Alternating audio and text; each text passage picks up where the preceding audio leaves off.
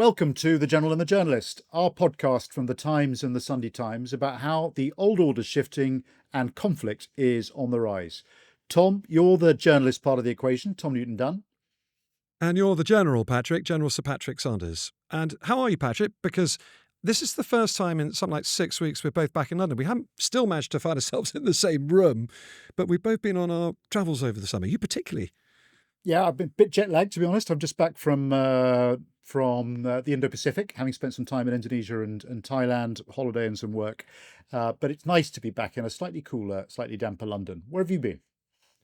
I haven't been anywhere quite as exotic. I've been on the west coast of Ireland, which was colder, but nonetheless just as dramatic, I'm sure, than Thailand and your far-flung locations. It has also allowed me to acclimatise a lot easier to this awful rain we're now getting in London, because it rained pretty much thoroughly over our full week. But it was lovely all the same, and I wouldn't swap it for your Thai beach for all the tea in China. And funny we should say that, because it's the Far East, where you've just been, that we're going to talk about today, because that's absolutely where the world's eyes have been focused this week. And that's because of a very bold show of force by China, the country that concentrates the minds of military analysts and policymakers like no other. China's president for life, or certainly looks that way, Xi Jinping, put on one hell of a show this week, hosting a 3-day meeting of the Shanghai Cooperation Organization, which is a security grouping sometimes dubbed anti-NATO, and then a massive military parade by the People's Liberation Army, ostensibly to mark the 80th anniversary of China's victory over Japan in World War II, but with quite a strong sub-purpose to show off China's highly impressive new military hardware. And all of that as China continues to strengthen its military at a blistering pace. And this 4-day chest-beating fest, Patrick, because I think that's about the best way you can describe it, it was all about projecting anti-Western alliances, wasn't it? Vladimir Putin, India's Narendra Modi, North Korea's Kim Jong-un, all invited and at various stages at Xi's side. But despite all that highly engrossing theatre of pomp and hand-holding and massive missile carriers cracking the pavements in central Beijing, behind it all, what is the real strength of the People's Liberation Army, or the PLA as they're known as today? What can it actually do now in practice? And will it win a military confrontation against the other great military superpower of the age, the US, today? So that's what we're going to look at in this week's episode. And out of interest, Patrick, I mean, you had a lot of fish to fry when you were Chief of General Staff until last year, running the British Army. How much of your time was spent looking and thinking about China and the PLA threat rather than other countries? I mean, honestly, Tom, most of my time was spent worrying about Russia and about Ukraine, because that's where we live. And that's the more direct and acute threat to European security and therefore our security. But that's not to say that as military chiefs and indeed in the intelligence agencies, we didn't take the threat from China extremely seriously. And the way it's often described is, Russia's the acute threat, and it is, but China is the chronic one. And so all of the services were playing their part in trying to contribute to US efforts to galvanize, if you like, a coalition of nations, not to get them off the fence, but to ensure that they didn't tip over towards China, and doing just enough to give people confidence across the region that they didn't have to bend the knee to China. They could maintain some degree of autonomy and sovereignty and find a way of coexisting peacefully with China. It's interesting, isn't it? For years now, China has been thought of as the serious strategic threat. Russia, the day-to-day tactical worry, which is why you spent so much time with Russia or on Russian issues. But China, if you ask anybody, that was the big worry. I remember a lunch with an extremely senior member of MI6, which was a large group of journalists, and him and his people, I better not say precisely who, but even 10 years ago, just after the invasion of the Donbass, and Salisbury had just happened as well, actually, the poisonings. And we were saying, God, this Russian menace, it's absolutely awful. What are they going to do next? And he said, yes, it's China that we really, really worry about. Russia is an irritant. China is the real threat. I mean, I'm not sure I'd go that far. I don't think you can separate the war in Ukraine from what would happen in the Indo-Pacific. I do think Russia is a strategic threat to Europe and the UK. I do think that coming to a reasonable outcome in Ukraine and ensuring Russia's defeat will prevent the likelihood of conflict in the Indo-Pacific. But there's no doubt that, if you measure China and Russia against each other, China is by far, the more powerful economically, politically, militarily. It's a much, much more significant power than Russia is, with its GDP the size of Italy's. So China and its ever more aggressive ambitions for regional and global dominance is absolutely a subject we're going to repeatedly come back to on this podcast, and how could we not? We'll also talk in depth about Taiwan and what President Xi will try and do to reunify it, as he puts it, with mainland China. But in this episode, we want to demystify and drill down into the vast PLA, the People's Liberation Army, its capabilities and its current competence on today's battlefield. And to walk us through all this, we're joined from Washington, D.C. by Timothy Heath. Tim is a senior international and defence researcher at RAND, which is one of the most respected think tanks in the world, and one that I've benefited from in pretty much every single campaign that I've been engaged in. But before that, he spent 15 years in various wings of the US intelligence community, pretty much all of them, but including in particular the Offices of Naval Intelligence and the DNI, analysing the Chinese military and political developments. You're also fluent in Mandarin, Tim. So before we get into the big stuff, how did you first get interested in China? Well, I was serving in the army way back in the late 90s and looking to do something different. And back then, the Soviet Union was gone and China was growing, but it wasn't really a military power. I was just curious about China and have been studying the language since college and applied for a job in the O&I back then. Nobody wanted to work on China, so despite my pretty thin credentials back then, a young soldier right out of the army and a bachelor degree, that was it. Some lessons in Chinese. I got a job and started my career there. Well, it was a pretty smart spot, Tim. You certainly got a gap in the market there and into a growth market, maybe. Now, in a few hours' time, because we're recording this just before a vast parade in Tiananmen Square in Beijing, in a few hours' time, we will get that huge People's Liberation Army parade in front of Putin, in front of Kim Jong-un. You'll also be watching it fairly intently, albeit from afar. What do you expect to see that's new, and what should we be looking out for? Well, there'll be several key pieces of technology and interesting formations being used in the parade that should draw attention from anybody who's following this. First off, the hypersonic missiles. The Chinese will be featuring two or three variants. Hypersonic missiles are of special interest because they are incredibly lethal, accurate, and very difficult to defend against. They move beyond the speed of sound, which is Mach 5, and can travel as fast as Mach 10, and yet they can maneuver. So anticipating their trajectory is extremely difficult, which is why many militaries are pursuing these.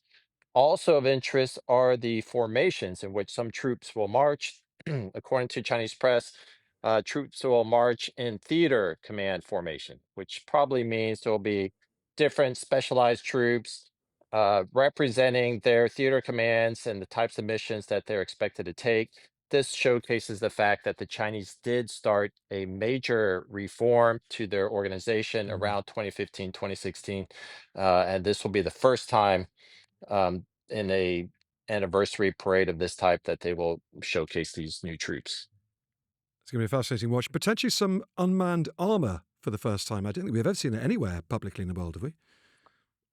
Many unmanned systems will be featured. Drones, of course, are a real strength of the Chinese defense industry, and Chinese-made drones have appeared in battlefields all over the world, most prominently in the Russia-Ukraine conflict.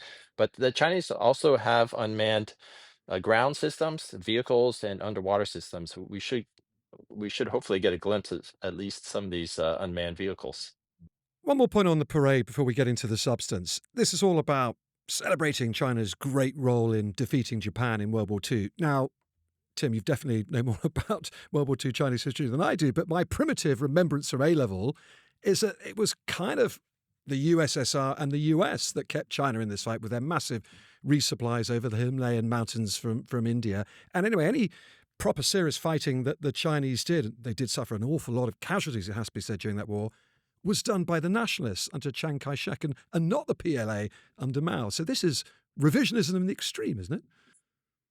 There's definitely a lot of revisionism going on in the propaganda around this parade.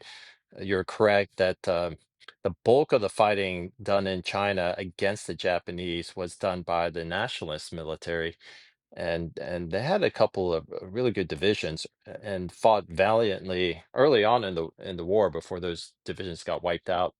But the Communist Party and the PLA had a very minor role. They were marginalized, fairly small, carried out some guerrilla actions, but it's definitely a revisionist claim to say China had a major role in defeating the Japanese military. It had a role, no doubt. They tied down China alone tied down huge numbers of Japanese troops, but really America and its allies played the dominant role in defeating the Japanese. Yeah.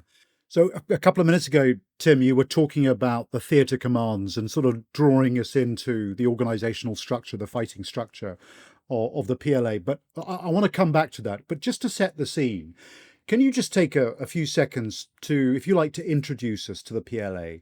How's it evolved from that irregular revolutionary force in the Chinese Revolution to what it's become today, to what you were just describing? And perhaps for listeners who may not appreciate the difference, just describe how it is different from other armed forces around the world. Mhm. Sure. So the People's Liberation Army is technically not a national military like most militaries are that we're familiar with in the West. In America, Britain, and in European countries, militaries serve the country and the governments of those countries. The PLA is the armed wing of the Communist Party. So it's a political military from its very identity. And that political identity strongly colors the entire organization, the training, the mission of the PLA. For example, the number one job of the PLA is to keep the CCP in power and the supreme leader of the CCP, in this case, Xi Jinping, in power, which is why every PLA member swears an oath upon enlistment or commission, swears an oath of loyalty to the individual Xi Jinping and to the Communist Party. It also means that for the PLA, the number one job of keeping the party in power takes precedence over everything else, including combat readiness. So a lot of the PLA's training is political. There's a great deal of political indoctrination. 20 to 40% of a PLA soldier's time is spent learning about the wisdom of Xi Jinping and the theories of the Communist Party.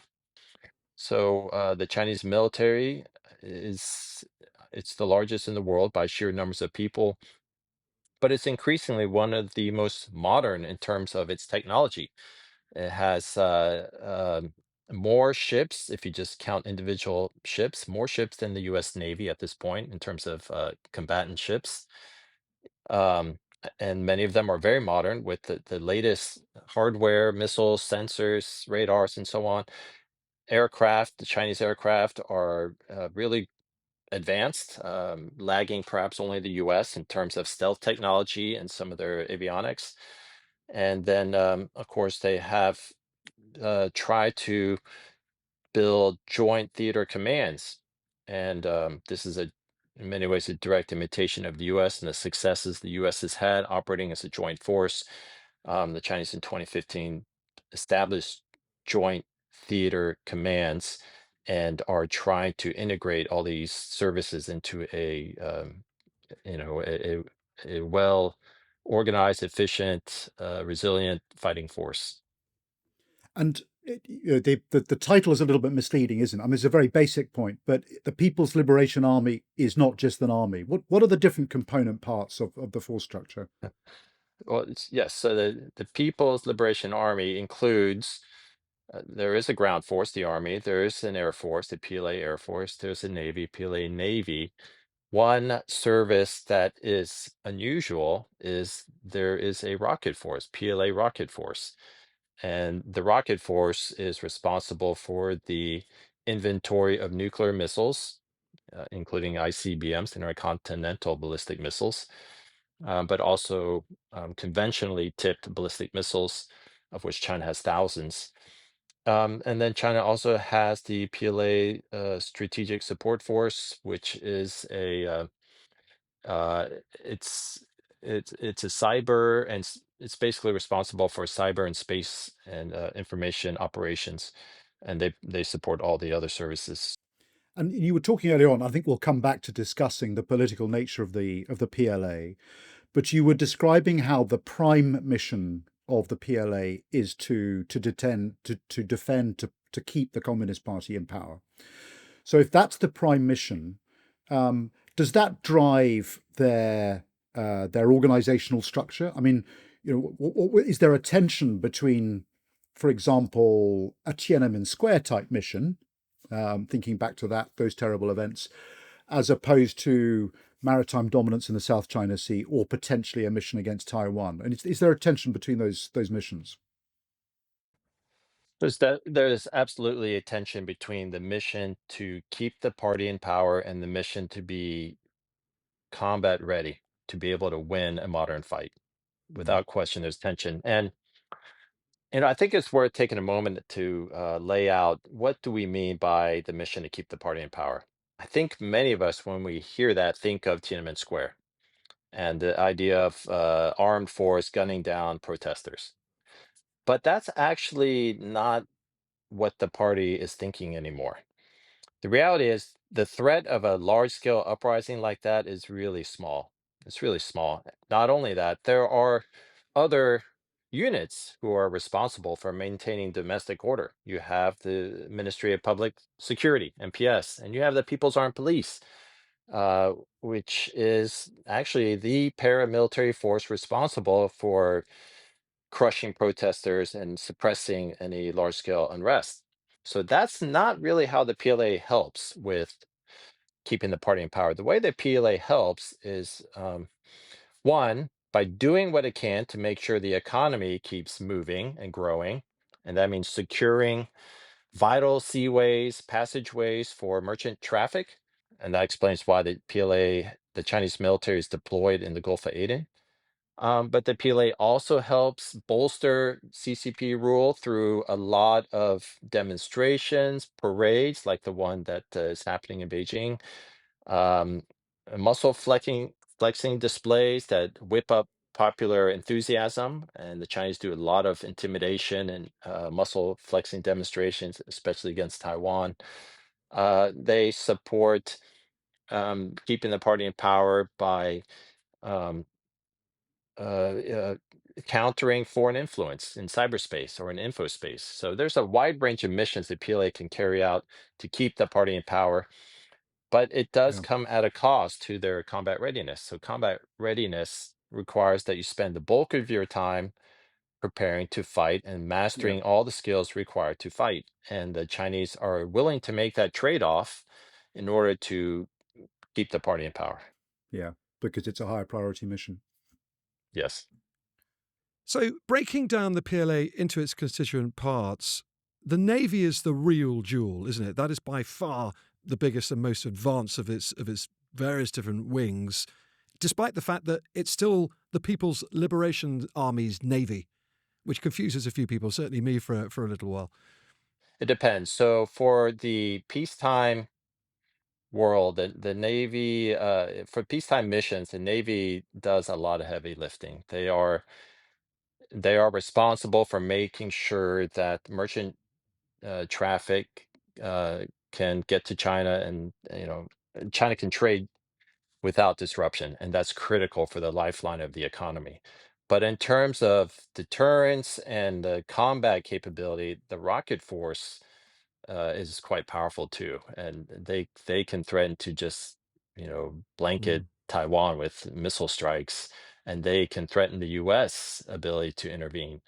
Frankly, I think the U.S. Navy, when it thinks about a possible fight near Taiwan, is more worried about those inventories of missiles than the PLA mm, Navy. PLA mm. Navy is, like all navies, vulnerable, especially surface ships. And you can get very carried away by scale and numbers, can't you, and ignore capabilities. But that is important. So, for example, the Navy, they're not as advanced as the US. So they have fewer carriers, considerably fewer carriers, fewer submarines. They're catching fast. I read this extraordinary statistic the other day that the Chinese can build 200 ships at the same pace it takes the US to build one ship, which is one of those terrifying things. But they're not there yet. The US still has or can pack a bigger naval punch.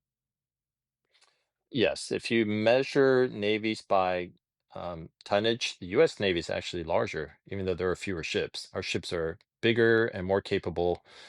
And it's worth bearing in mind the U.S. Navy is a truly global Navy. It operates around the world all the time. The Chinese Navy is, by and large, a regional Navy and operates most of the time within the First Island chain. That's the waters near China. And then there are some patrol ships that go out to the Indian Ocean. On that compare and contrast then with the US, 1.3 million US troops compared to that 2 million to the Chinese, 4,700 Chinese tanks compared to 2,600 US ones, the warship numbers you just given.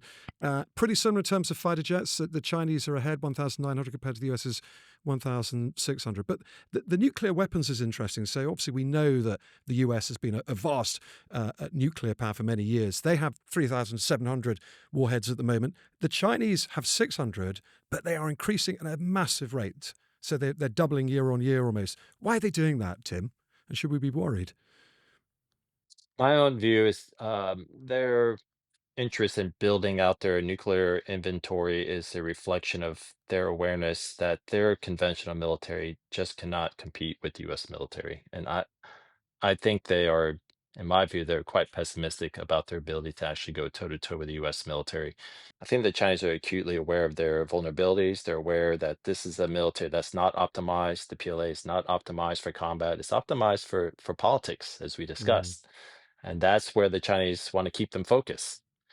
The nuclear weapons, what that does is provide the ultimate guarantee that you don't have to fight the US military. This is the same lesson I think the North Koreans have learned, and that countries like Libya and Ukraine have learned to their dismay. They're giving up of nuclear weapons, uh, result in them being attacked. You were talking about the rocket forces earlier on and describing, how China can reach out and touch the United States with its forces, and how the US Navy is, arguably much more concerned about the rocket forces than it is about the PLA Navy. What we you can read in open source material about carrier killers, about so-called Guam killers, about, you said yourself, the ability to pretty much obliterate Taiwan. So I'm just interested that you're being quite dismissive is too strong a word, but you're playing down the lethality, the capability of the Chinese forces, the PLA, and yet they have these extraordinary rocket forces. Are we worrying too much about it? Conventional rocket forces, I do think they are one of the strongest weapons in China's inventory, China's arsenal. And for U.S. military planners, they definitely have to be concerned about the danger these pose. The Chinese missiles are accurate. They are, and it can be very devastating if they find a carrier and strike it. And China has the satellites and sensors that could guide their weapons. But the question for me, in terms of how concerned I am about them, is the leadership posturing to use these. Right now, I see little to no evidence that the Chinese leaders are really interested in provoking a war with the U.S. We've been talking about the capabilities, but what I'm really interested in here is the operational effectiveness of the PLA.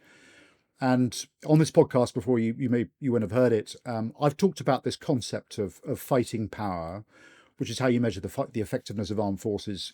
Breaking down into three components parts. There's the physical component of fighting power, which is pretty much everything we've been discussing on. It's the weapons, it's the manpower, it's the equipment, and so on.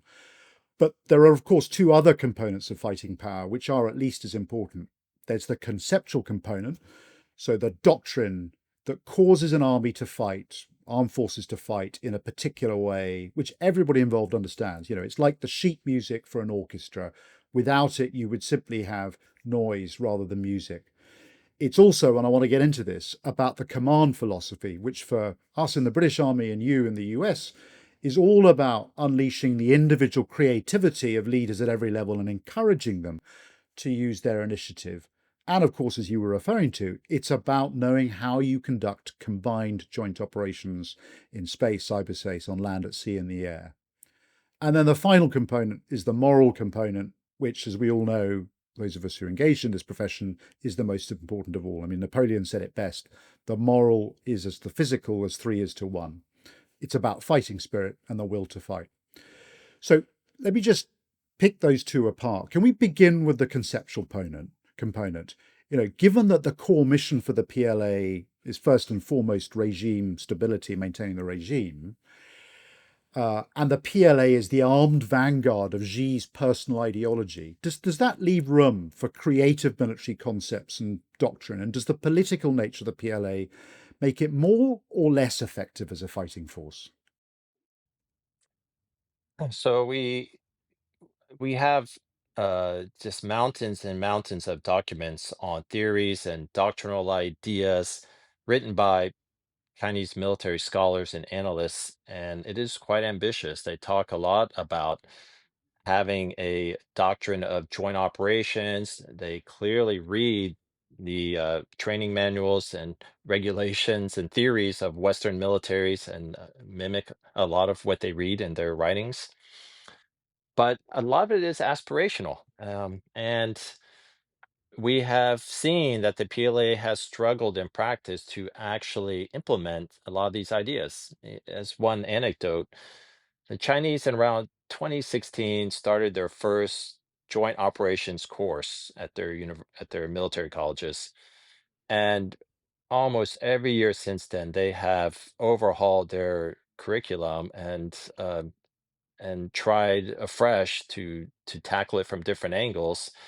And by their own writings, they confess the reason is they fundamentally don't really understand what they're trying to do. Or they're confused by it, and if they are struggling to understand even the idea of like how do you actually do this joint operations, given they have no experience, and they're trying to do it just from book learning. It's a real challenge for them. So a lot of their doctrine is aspirational. Now, on top of that, the Chinese face a real problem in that the command philosophy and the culture of their organizational culture, it is highly centralized Mm, and discourages initiative. Approval for decisions are there's many, and they are rigidly enforced. And this all reduces the kinds of qualities you actually need on a modern battlefield: initiative, mm, mm, decentralized authority, delegation of power, creativity. All of that is just discouraged by the nature of a centralized political system that infuses the PLA and is designed first and foremost to ensure party loyalty to the CCP, and obedience to CCP authority. Here's two examples. One, the Chinese have political commissars in their military. Commissars are political officers whose main responsibility is political indoctrination, welfare, and recreation, and they also serve JAG issues and psychology. Actually, I believe they are responsible for psychological counseling. Um, they have equal authority to the commander, who they serve with as co-commanders. They can veto a decision by a military commander, which is a striking feature mm, that not even the Soviet Union maintained during World War II. The Soviets actually started with that an idea, but they abandoned it when they realized it was completely unworkable. So they mm, demoted the commissars to have no authority in this military decision making. So, anyways, the Chinese have commissars. They also have party committees. Party committees are groups of decision makers. They're usually the commander, the party commissar, and top NCOs, other top officers at a particular level. They meet and they approve all major decisions from subordinate commands. So that means every time a commander wants to make a decision, he has to seek approval by the party committee above him. And we have stories in the press where even decisions to surface a submarine, for example, has to be run up the chain, and the party committee has to approve even routine decisions like that. And so these kind of organizational structures are going to really harm the PLA's ability to operate on the battlefield, but the leadership doesn't mind because it serves the thing that they really care about, which is ensuring the military subordination to the party and make sure the military does what the party tells it to do. Tim, I'm fascinated by this concept of the commissars. I really didn't know they still existed. It's like something, as you say, out of the Battle of Stalingrad. Everyone have to go home and read Marx diligently every night to fill them with communist further when they go into battle against the Nazis the next morning. But let's just define this, shall we? Because China, although it is a communist country by name, communism doesn't really exist anywhere in China anymore. It's state control, it's authoritarianism. So the commissars, as you've just explained them, they don't have that ideological indoctrination anywhere. So they're a loyalty thing, right? And perhaps even a welfare thing. So they could actually be quite useful. So you're right, the Chinese are not communists. They do still read Marx, but not as much. But actually, the commissars are responsible for indoctrination, and they manage political work. Political work is a term for political education or indoctrination.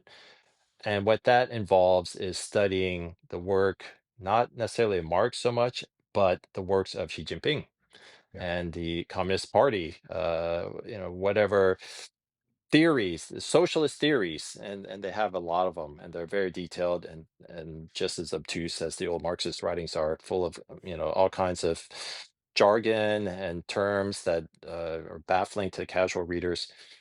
The soldiers have to read that. As I said, 20 to 40% of every PLA soldier's time is spent in political indoctrination, reading the theories of, it could be economic development related theory, or theories about cyberspace as authored by Xi Jinping, or they study the great glories of the PLA's history, all Mm. kind of things that are meant to burnish the reputation of the CCP and reaffirm in the minds of every trooper that the CCP is great, Xi Jinping is great, and that the soldier's job, number one job, is to serve them. My screen froze for a second there, which was sort of quite fitting, because as I was listening to you speaking about how the political commissars have this role which sort of breaks up the unity of command that you and I would recognize, and the politicized nature stifles initiative.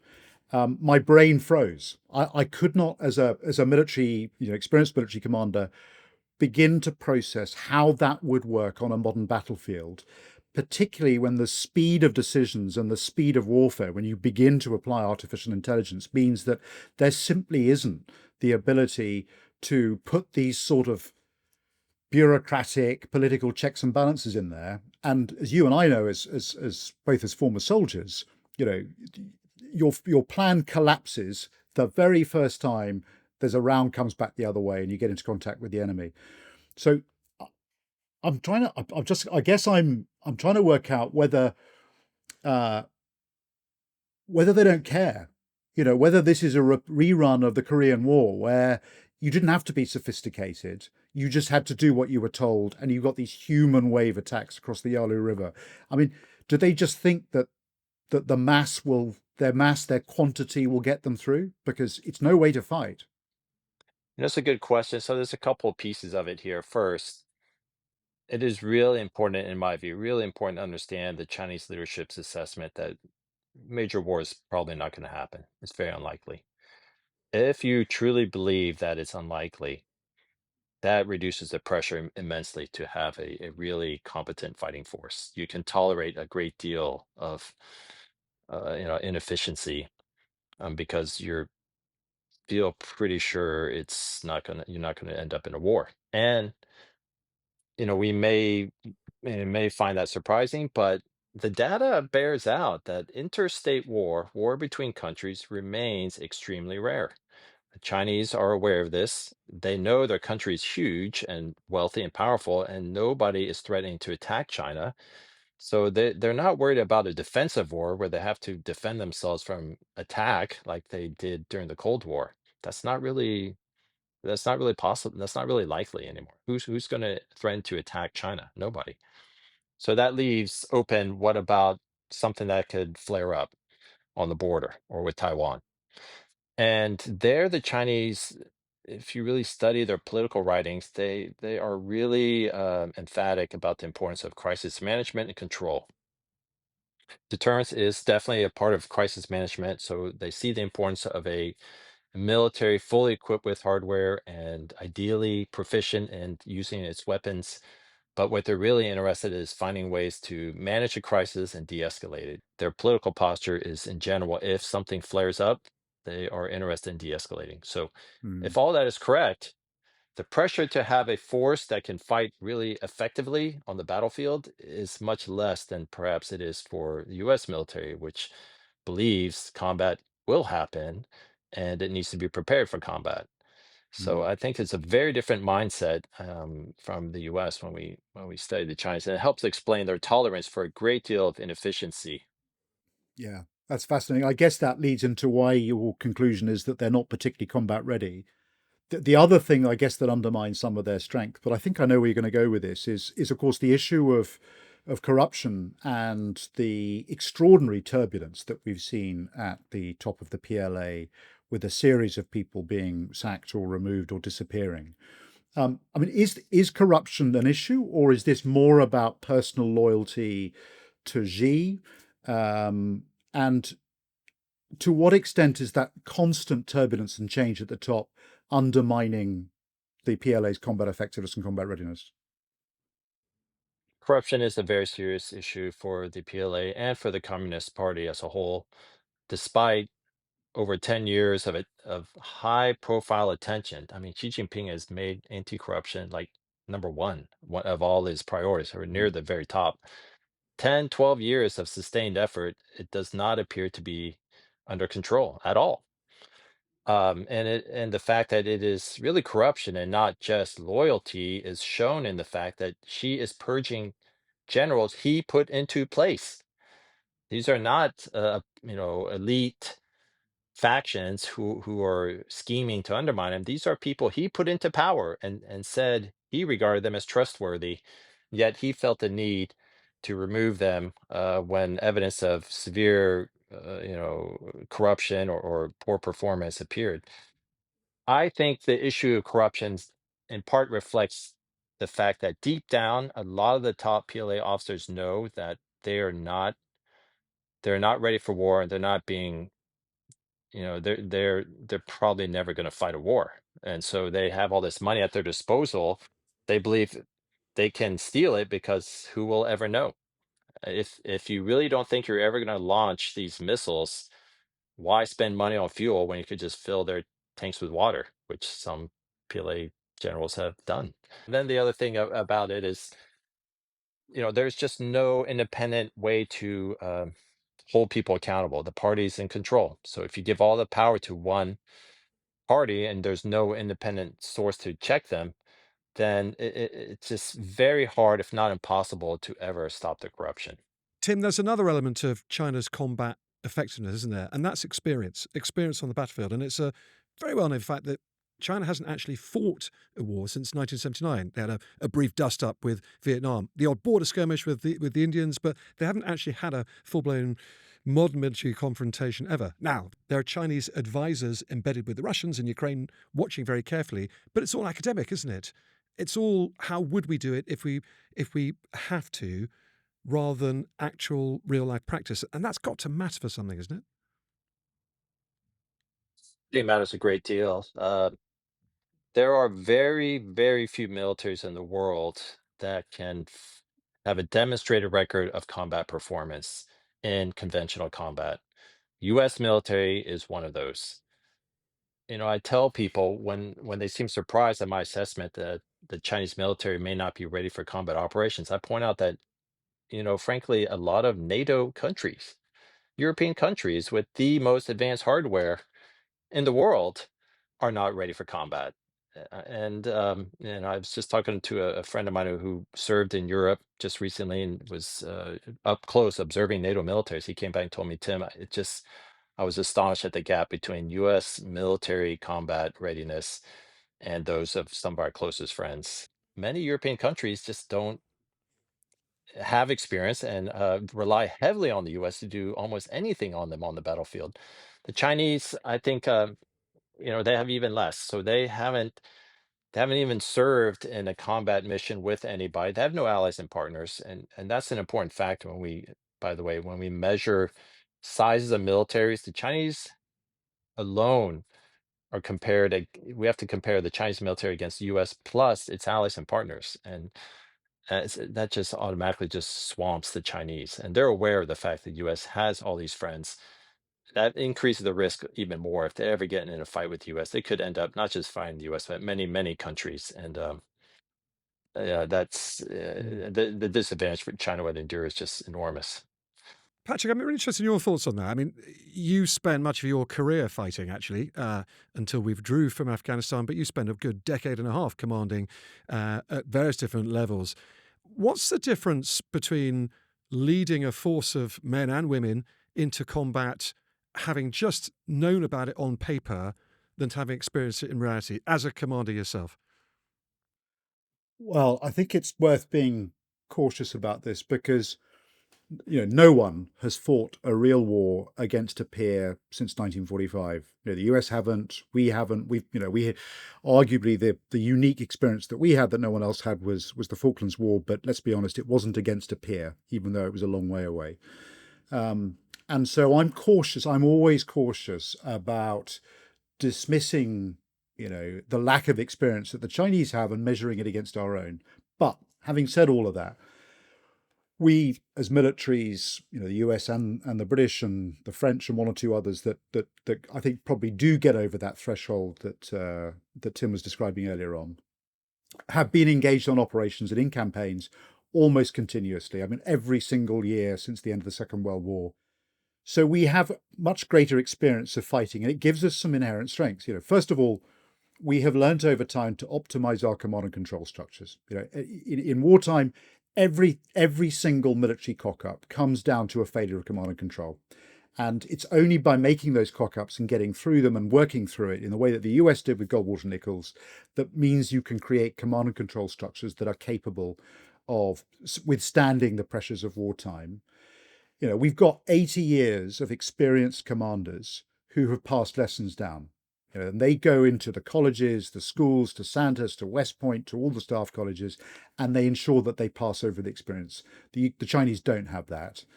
And then we have been doing expeditionary global operations. We haven't been doing regional operations. What we've been doing is force projection, not to the same scale or capability that the US can, but we've both been doing it, force projection at vast distances, and it takes an entirely different set of skills. And maybe the single most important thing that we have experience of that the Chinese don't is we're capable of working with allies and partners. And as I think as Churchill said, there's nothing worse than working with allies other than being without them. And so I don't want to overestimate the extent to which all of that fighting experience that we have, that the US has, gives us a major battlefield advantage, because the sort of scale of conflict that would happen between the US and China is not something that's inside anybody's experience. But I do think we have some fundamental competitive advantages over the Chinese. That's extremely well said, Patrick. The only thing I'd add there is that they're really struggling to grasp the basic concepts of working with other services, just having basic knowledge of the capabilities of their other services. They don't have that. Just understanding how to do the procedures and issue commands in a joint environment, all these very basic elements, they're struggling in a training environment. And all this suggests that under the pressures of war, it would be very difficult. Yeah. So let's talk about threat. We've talked about, so threat, as I think about threat, as you think about threat, it's a function of capability. We've talked about the capability, but arguably the most important function is intent, what it is they intend to do. So Xi has put in vast amounts of resources. He's put the PLA through an extraordinary regime of modernization and reform. He's created this, you know, arguably soon to be genuinely world-class military, in the sense that it can not just operate regionally, but at some point in the future will be able to operate globally. He's accumulated military power, you know, almost as strong as the US. What's he going to do with it? So I think we have to caveat a lot of our judgments about PLA capability. They have the hardware, without question, they have the hardware. But as I remind people, acquiring the hardware is always the easiest part of any military, the easiest by far. As Patrick, you said yourself, that the conceptual and moral components are equally important, or more so. And the Chinese struggle with both. We didn't even talk about the moral component, but Mm, um, this is, I think, a major underappreciated issue with the PLA. They rely more and more on financial incentives to attract and retain recruits, just like militaries around the world, including the US. But this conditionality of service worries the PLA and the Communist Party, because it means soldiers are in it for what they can get out of military service. They're not in military service to fight and die for China and the CCP and Xi Jinping. They want skills and education and benefits. They want a good paying job. And really raises questions about how many of these guys are going to charge into machine gun nests in these kind of missions that we imagine them doing to conquer Taiwan. It could be very bloody for the PLA. And are these the right troops? They're not the troops of the Maoist age who are kind of brainwashed into mm, dying in hordes. They're young, educated people, and they have a different outlook. So they have the hardware. The mm, conceptual and moral aspect is more questionable, and the reach of the military. Just to be clear, they are largely regional military. They have limited power projection capabilities. They can put ships all the way out to the Indian Ocean and occasionally do port calls around the world. mm, But their troops, they have no bases abroad other than one in Djibouti. They have no allies that they can operate alongside. Um, so they have a very limited power projection capability. What is Xi Jinping going to do with this military? I think um, so. The military compare China the most in my mind is late Qing dynasty's military. Beautiful force, modern warships. Actually, they bought some pretty nice stuff from the Germans and others. But a lot of it was designed to prop up the regime and keep them in power. It was not a force to invade and conquer other territories and other continents. That's just not what it was. It's very insular and defensive, and I think that's true of the Chinese. So let me just throw something at you then. We talk, those of us who sort of watch China and think about this stuff, talk quite commonly about the Davidson window. So as you know well, but listeners may not, Phil Davidson play a key role in Indo-PACOM, and in 2021 he described the threat from China against Taiwan as being manifest this decade, and in fact talked about it happening in the next 6 years. And of course that arose because Xi brought forward the date for readiness for the PLA to be ready to reunify mainland China and Taiwan from 2035 to 2027. Why did he do that? I think there's a lot of misconceptions about that 2027 date. U.S. government officials clarified subsequently that the information they have suggests Xi Jinping has told the PLA he would like modernization goals and certain capabilities to be developed by 2027. That is what he said. And they clarify there's no evidence that he talked about intent. He never said anything about we need to be ready to invade Taiwan by then. What Davidson said was by 2027, the Chinese have some modernization goals. That coincides with evidence that the US military advantage near Taiwan has been eroding. So what Davidson was expressing was concern that there may be a tipping point where the Chinese have so much firepower and such a preponderance that potentially by then they may be tempted. It's all speculation. We have no hard evidence to suggest they're doing this. They may be tempted to make a run for Taiwan. and risk a conflict with the US. There's no evidence that they're actually planning to start a war at 2027. It's frankly kind of weird for a leader to announce to the world his intent to, give everybody a heads up 6, 7 years in advance that he intends to start a war. So that's all further evidence that we're probably misreading those dates and what they mean. And yeah, I generally, I do want to talk about the capabilities gap narrowing. So without question, the inventory of Chinese missiles and weapons is growing. U.S. due to stagnant defense budgets, our ability to intervene is declining. But I want to emphasize, from what I can tell, there is no evidence the leadership is preparing the country for war. They're not signaling any desire for that. They are very focused on the economic woes of the country and political instability issues. And and that is the real takeaway, I think, is despite the military capabilities, the leadership does not seem all that interested in enforcing the issue. Well, Tim, it's really reassuring to hear you say that. I suspect it's even more reassuring for everyone living in Taiwan when they listen to this podcast, because they do obviously in their hundreds of thousands as well. I want to take you on to the conclusion, which is what Patrick and I try and do at the end of every podcast. We try and call it and get off the fence and give our punt on where we think things are going to go. So on this issue, would the PLA, if it did engage with the US military in a fight today, a substantial fight, who would win? And Patrick hates these questions because it's a typical journalistic, top Trumpy type of question full of caveats. But hey, guess what? I'm the journalist. I get to ask it. What do you think? All right. Well, if we're talking about a scenario in which the US military is operating near Taiwan and is trying to stop an invasion, um, very difficult for the US to survive due to the huge numbers of missiles the Chinese have and anti-access area denial capabilities. Um,